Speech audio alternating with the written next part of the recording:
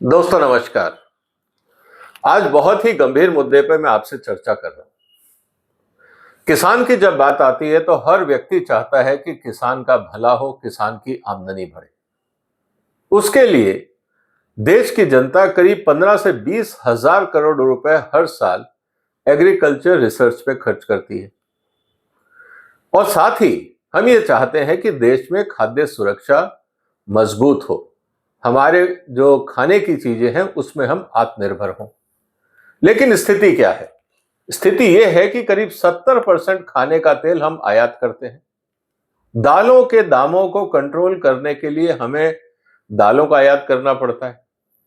हमारे यहां स्थिति ऐसी हो जाती है कि हमें गेहूं और चावल के निर्यात को रोकना पड़ता है और मक्के का भी और कभी कभी सोयाबीन की खल का भी आयात करना पड़ता है, क्योंकि समस्याएं काफी हो जाती हैं जब शॉर्ट सप्लाई होती है या क्रॉप फेलियर होता है। ये मैं सब आपसे क्यों बात कर रहा हूं दोस्तों? क्योंकि आज एक ऐसी डेवलपमेंट हुई है जिसको समझना बहुत जरूरी है। और पिछले साल और इस साल की दो डेवलपमेंट को मैं आपके सामने कंपेयर करूंगा और फिर हम ये जानने का प्रयास करेंगे कि क्या ये देश हित में है। ये एक बहुत ही संजीदा, संवेदनशील, वैज्ञानिक सवाल है, इसीलिए ये मैं आपके साथ चर्चा कर रहा हूं। आज भारत के कृषि मंत्री ने करीब 184 वैरायटीज, एग्रीकल्चर वैरायटी 25 फसलों में देश को समर्पित की है।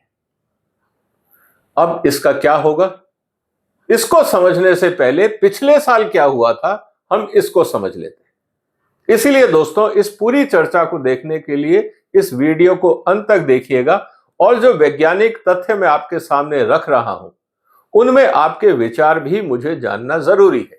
इसीलिए जो भी आपके विचार हो कमेंट बॉक्स में लिखिए, इस वीडियो को शेयर करिए और जो मुद्दे मैं उठा रहा हूं उसकी आपस में और समाज में चर्चा करिए, क्योंकि ये देश के लिए जरूरी है।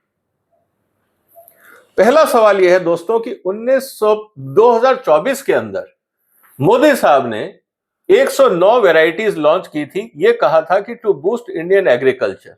बिल्कुल सही, 124 वैरायटी, 109 फसलें नई भारत में लॉन्च हुई थी 2024 में। अभी 25 खत्म हुआ है, आज पहला हफ्ता है 26 का, तो हम 25 की डेवलपमेंट की बात करते हैं। 184 for new crop varieties unveiled by union agriculture minister, 4 जनवरी 2026 आज की बात है।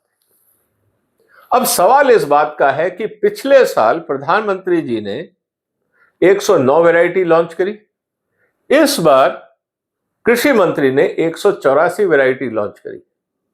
करीब करीब हम ये मान के चलें कि 300 वैरायटी हमने 2 साल में लॉन्च करी।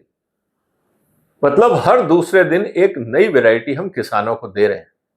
अगर हम सैटरडे संडे निकाल दें तो इसका मतलब ये है टेक्निकली हम भारत के किसानों को, अगर सारी छुट्टियां भी निकाल दें, होली दिवाली भी निकाल दें, तो टेक्निकली हम रोज एक वैरायटी किसानों को दे रहे हैं।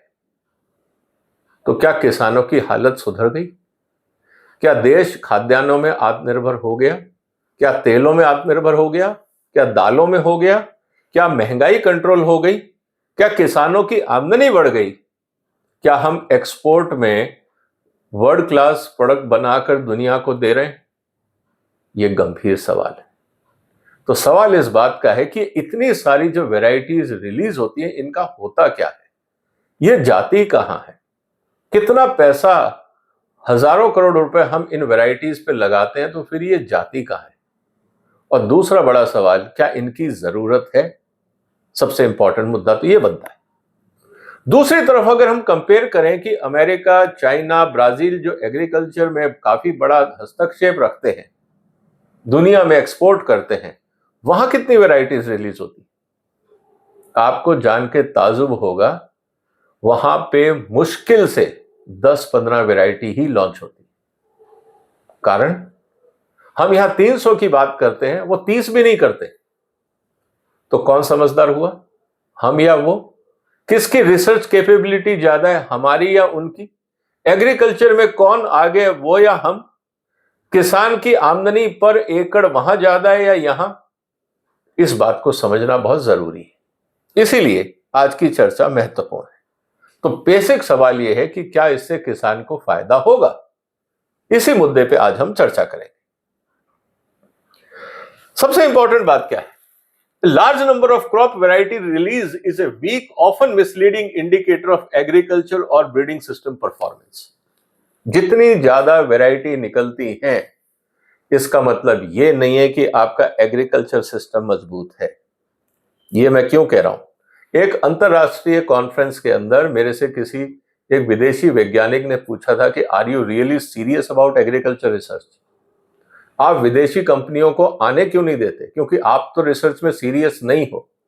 तो मैंने कहा नहीं, हम बहुत सीरियस हैं। तब उन्होंने ये मुझे कहा था कि आप जरा देखिए कि इतनी वैरायटीज जो आप रिलीज करते हैं उनका क्राइटेरिया क्या और वो जाति का है। आपको पता लग जाएगा कि आप एग्रीकल्चर रिसर्च में कितने सीरियस हो। ये एक खुला सवाल था जिसको गंभीरता से सोचना जरूरी था। पॉलिसी एंड रेगुलेटरी एनालिसिस, अगर हम बात कर रहे हैं तो जो क्वांटिटी की हम बात कर रहे हैं, it is unlikely to be adopted impact and differentiation. जितनी आप ज्यादा वेराइटीज रिलीज करोगे, आपको क्या लगता है किसान हर दूसरे दिन वैरायटी बदलेगा? हकीकत यह है कि प्राइवेट कंपनियां जो अपना सीड लाती हैं, किसान उनको ज्यादा एडॉप्ट करता है बनस्पत सरकारी वैरायटी की। ऐसा क्यों होता है? अगर किसान सरकारी वैरायटीज ही अडॉप्ट करता और सरकारी वैरायटी इतनी अच्छी होती दोस्तों, तो फिर प्राइवेट कंपनियां बाजार में टिकती कैसे? यह भी एक सवाल है, इसको भी सोचना जरूरी है। इसका मतलब क्या है? Variety proliferation is not farmer impact. आपने इतनी सारी वैरायटी रिलीज कर दी, इसका मतलब ये नहीं कि किसान खुशहाल हो गया। आप कभी विस्तार से जाइए कि वैरायटी रिलीज होती कैसे है, और इसको मैं बोलता हूं पॉलिटिक्स ऑफ साइंस। कभी इस पे और चर्चा करूंगा विस्तार से। और जो लोग सीड ब्रीडिंग में हैं, सरकार में या प्राइवेट में, उनसे पूछिएगा कि इतनी सारी वैरायटी क्यों रिलीज होती है और वो किसानों तक क्यों नहीं पहुंच पाती, तो हम क्यों रिलीज करते हैं। इन सवालों का जवाब आप अपने आसपास जो दोस्त हैं उनसे पूछिएगा। They never reach the scale. अब होता क्या है, आंकड़े जो बताते हैं 60 से 80% वैरायटी तो कभी कमर्शियल एडॉप्ट होती ही नहीं है। ये सिर्फ रिसर्च पेपर बन के रह जाती हैं, लेबोरेटरी में रह जाती हैं। इनका जमीनी हकीकत से कोई लेना देना नहीं है, इनको रिलीज करने की जरूरत भी नहीं होती।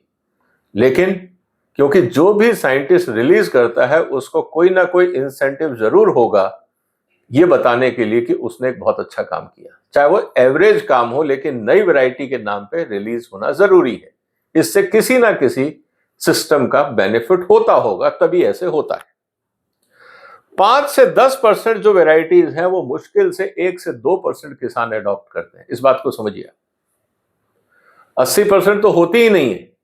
जो बची 5 से 10% उनको हार्डली 1 से 2% किसान अडॉप्ट करते हैं, और मुश्किल से अगर आप ध्यान से देखें तो 1 या 2 वैरायटी होती हैं जो किसान ढंग से अडॉप्ट करते हैं।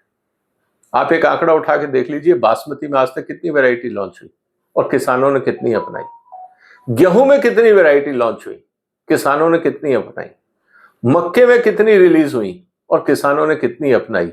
सोयाबीन में कितनी रिलीज हुई, कितनी अपनाई। हमारी जो दालें हैं उनमें कितनी वैरायटीज रिलीज हुई और उनमें कितनी अपनाई। क्या इसका कोई आंकड़ा है? मेरा निवेदन है मंत्री जी से कि जब भी आप अगली बार सीड वैरायटी रिलीज करें तो पुराना लेखा जोखा भी वैज्ञानिकों से मांगे कि भाई कहां पहुंची, और किसानों से पूछा जाए कि आपको जो हमने इस बार 134 या 184 वैरायटी हम आपको दे रहे हैं उसमें से आपने कितनी अपनाई। पिछले साल प्रधानमंत्री जी ने 109 वैरायटी लॉन्च की थी, किसानों ने कितनी अपनाई। इसका कोई हिसाब होगा या नहीं, यह भी जानना जरूरी है। Release inflation mask low quality threshold. जब आप लगातार नई वैरायटीज लॉन्च करते जा रहे हो, इसका मतलब यह है कि आप पुरानी वैरायटीज की कमियों को और क्वालिटी की प्रॉब्लम्स पे एनालिसिस ही नहीं कर रहे। कभी उसका स्वॉट एनालिसिस नहीं हुआ कि भाई क्यों ये वैरायटीज फेल हुई और ऐसा क्या बदलाव किया जाए जिससे आने वाले समय में जो रिसर्च का पैसा है वो गलत जगह ना जाए और सही वैरायटी ही हम लॉन्च करें। क्या इस तरह का असेसमेंट मंत्री जी और प्रधानमंत्री कार्यालय की तरफ से ये आदेश आएगा कि इस तरह की कोई रिपोर्ट हो? नीति आयोग क्या इस तरह पे काम करेगा? क्योंकि नीति आयोग की तरफ से भी ऐसी कोई रिपोर्ट आज तक देखने को नहीं मिली। इसका मतलब यह है कि जब बहुत ज्यादा आप वैरायटी रिलीज करते हो, इसका मतलब बहुत सारी वैरायटीज एक दूसरे से मिलती जुलती हैं, कोई उसमें खास बात नहीं है।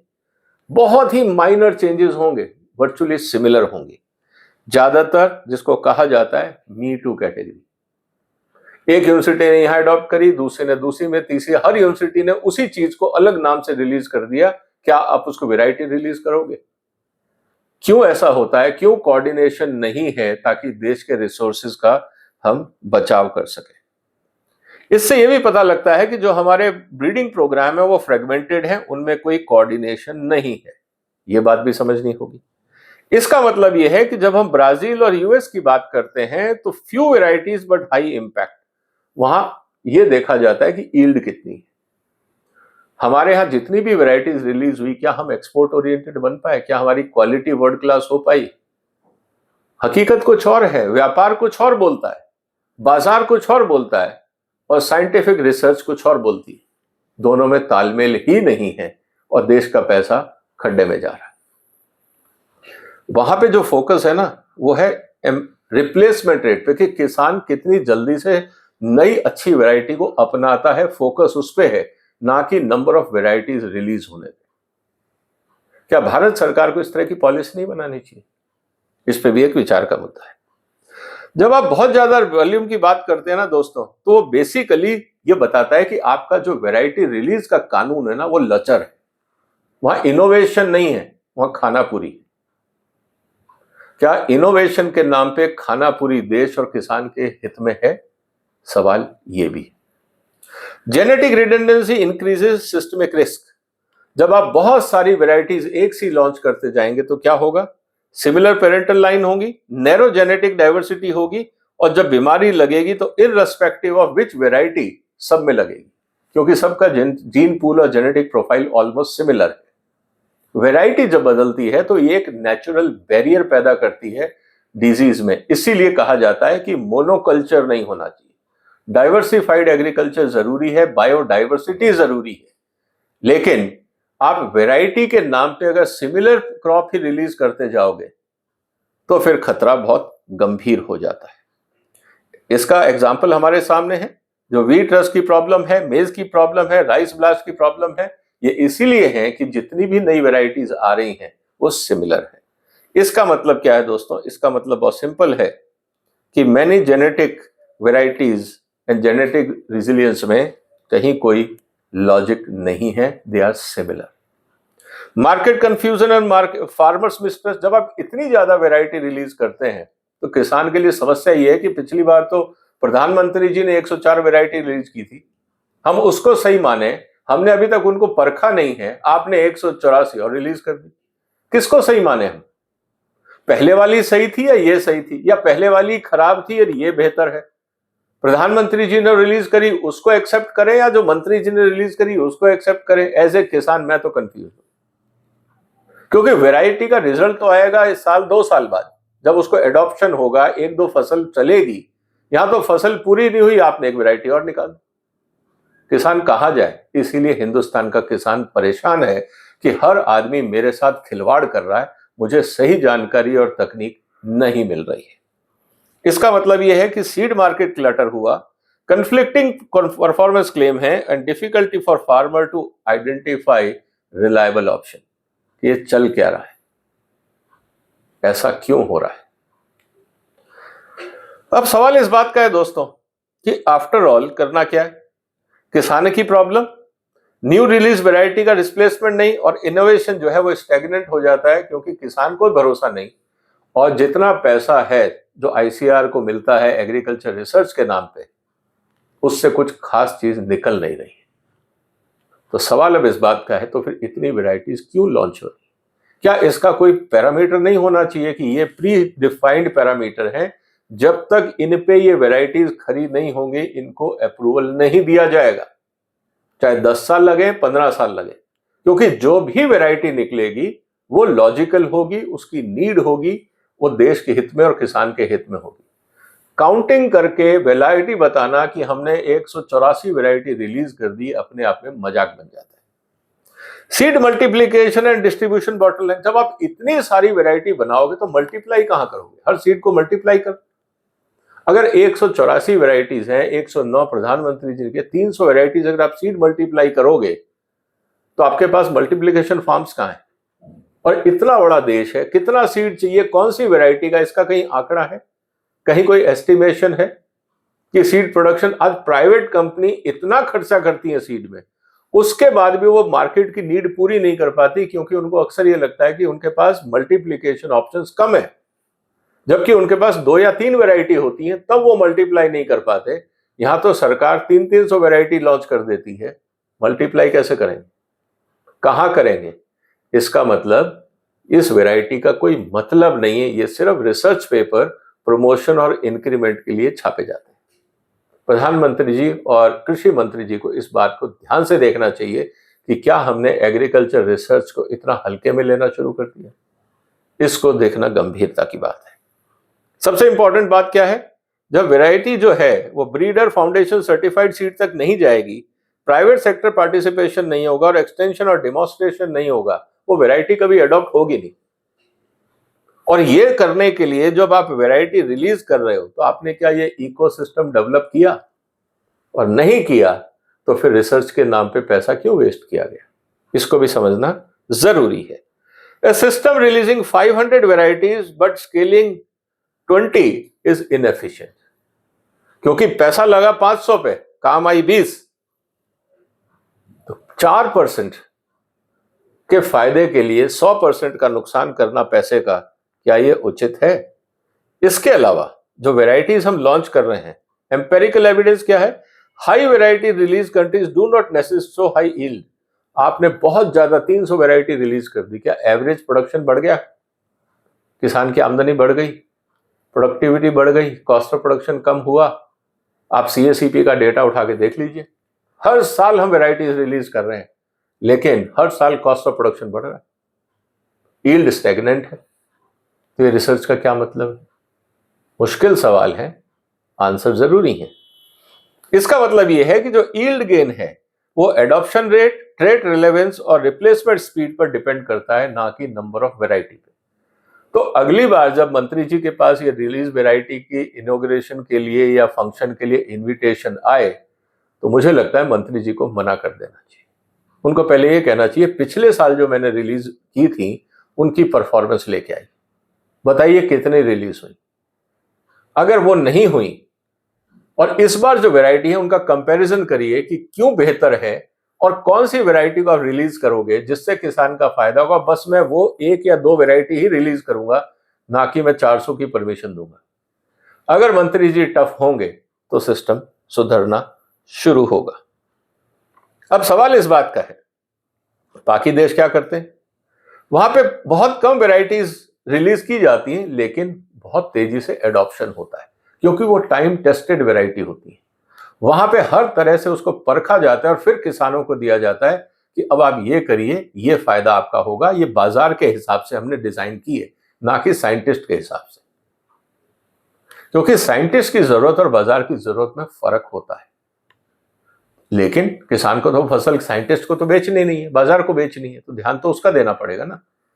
लेकिन बाजार को क्या चाहिए, ये कह के वैरायटी का रिलीज हमने तो नहीं देखा है। इसके अलावा कुल मिला के जो होता है, ये नंबर ऑफ वैरायटीज जो हैं, ये सिर्फ इंस्टीट्यूशन के फायदे के लिए है, ICR के फायदे के लिए है। आप अपनी एनुअल रिपोर्ट में कह सकते हो हमने इतनी 100 वैरायटीज रिलीज करी, देश और किसान को इससे कुछ नहीं मिलता। एक्चुअली उनका नुकसान होता है, किसान कंफ्यूज होता है और देश का रिसोर्स खराब होता है। इसको समझना जरूरी है। Breeding for clearance not for adoption, आप सिर्फ क्लियरेंस के लिए काम कर रहे हैं। Short cycle testing and paper innovation rather than field transformation, ये सब कागजी कार्रवाई। बाकी देश ऐसा नहीं करते हैं, इसीलिए वो आगे हैं। इसका मतलब ये है कि आउटपुट मैट्रिक्स की जगह आउटकम मैट्रिक्स पे फोकस करना जरूरी है, अगर इस देश के किसानों को आगे बढ़ाना है और खाद्य सुरक्षा पे हमें ध्यान देना है। तो दोस्तों, सवाल अब इस बात का है कि बेटर इंडिकेटर्स क्या होंगे, सबसे इंपॉर्टेंट चीज क्या है, सीरियस पॉलिसी में क्या होगा। एडॉप्शन एंड इंपैक्ट मैट्रिक्स हमें देखना पड़ेगा। Percentage area under varieties less than 10 year old, कितना एरिया ऐसा है जिसमें जो वैरायटीज हम लोगों ने रिलीज करी है 10 साल से कम की? क्योंकि अभी भी किसान की वैरायटी अगर आप पंजाब में देखें ना 30 से 40 साल पुरानी है, जो गेहूं की फसल वो उगाता है। सोयाबीन की फसलें पिछले 30 साल पुरानी वैरायटी है। तो नई वैरायटीज किसान क्यों नहीं अपना रहा? इस बात को समझना जरूरी है। 5 वैरायटी जो मार्केट शेयर डायनेमिक्स के हिसाब से रिलीज की गई हैं, उनका एनालिसिस होना जरूरी है। And yield gain per hectare with varietal change, ये बताना जरूरी है कि कितना गेन होगा। आधा परसेंट, 1% छोड़ दीजिए, don't waste time.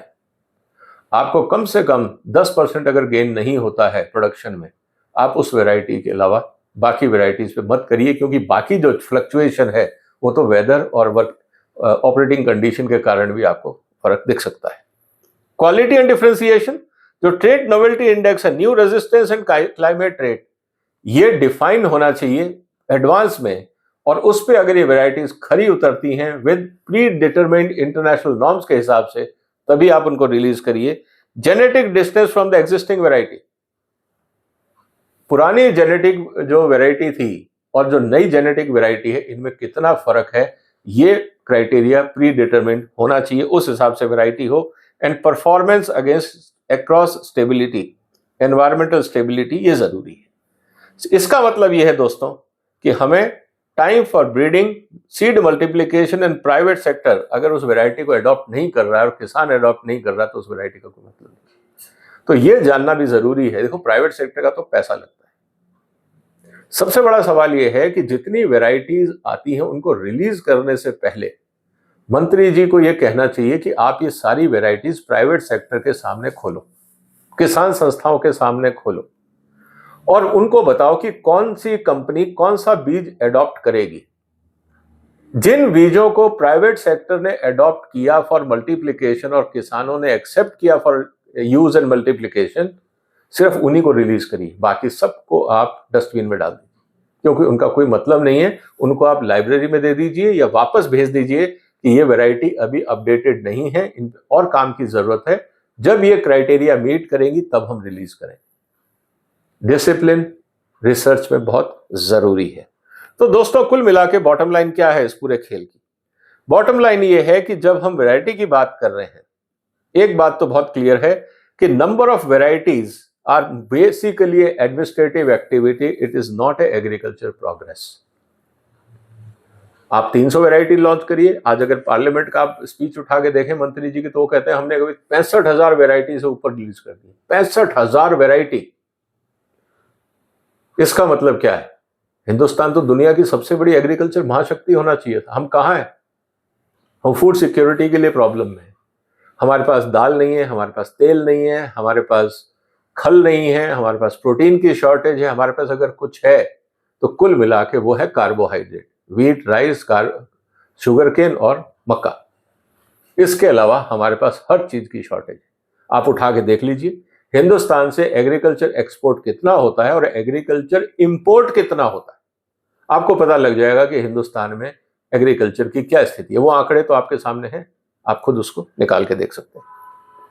What matters to farmer is fewer, better and widely adopted varieties. हमें नंबर नहीं चाहिए, किसानों को चाहिए परफॉर्मेंस, नॉट कितनी वैरायटी आईसीआर ने रिलीज करी, क्योंकि उससे किसानों का कुछ नहीं होने वाला है। Faster replacement of obsolete genetics, अगर अच्छी वैरायटी है तो किसान अपनाएगा। And clear productivity and resilience and income gain should be the priority. अगर ये पैरामीटर नहीं है तो उस वैरायटी का कोई मतलब नहीं है। इसका मतलब क्या है दोस्तों? Variety impact, not variety count. हम नंबर ना देखें।